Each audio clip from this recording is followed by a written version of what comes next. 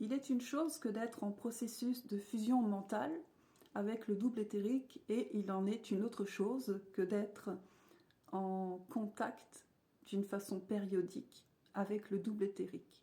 Dans le cas du processus de fusion mentale avec le double éthérique, voire avec son cerveau éthérique, voire le mental supérieur, ceci implique l'effondrement de la psychologie.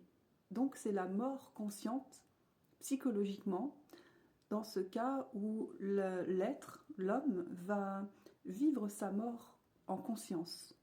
Donc c'est là où tous les filtres du mental, avec la pensée concrète ainsi que la pensée abstraite, va s'effondrer. Et ce sont tous les filtres un à un, pour ainsi dire, tous les corps subtils qui s'ouvrent devant la conscience. Et à ce moment-là, l'homme devient conscient de ce qui se trame dans l'occulte de sa conscience. Donc ce sont toutes les croyances qui tombent, les filtres de la perception et ainsi tous les filtres de la subjectivité, la mémoire subjective. Donc l'individu qui jusque-là vivait la subjectivité avec un jeu, avec une appropriation de ces entités internes qui se prenaient pour des personnages, des personnalités, eh bien tout ceci s'effondre.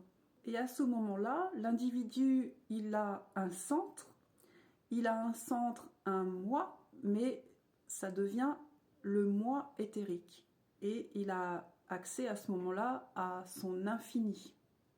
Donc c'est une autre nature. Donc l'homme est obligé de vivre la mort psychologique en conscience, dans cet effondrement, parce que l'éther, c'est l'opposé à la mémoire planétaire.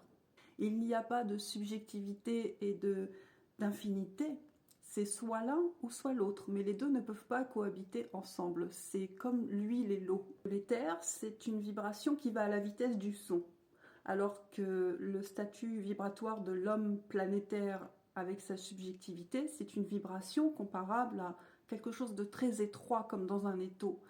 C'est une vibration très ralentie, très lente. Il doit forcément intégrer cette vibration à haute fréquence, c'est la vibration du son, afin que l'homme puisse se transformer en vibration de l'éther.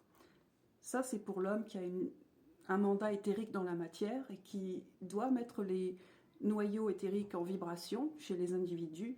Et à ce moment-là, il va disposer également du verbe éthérique.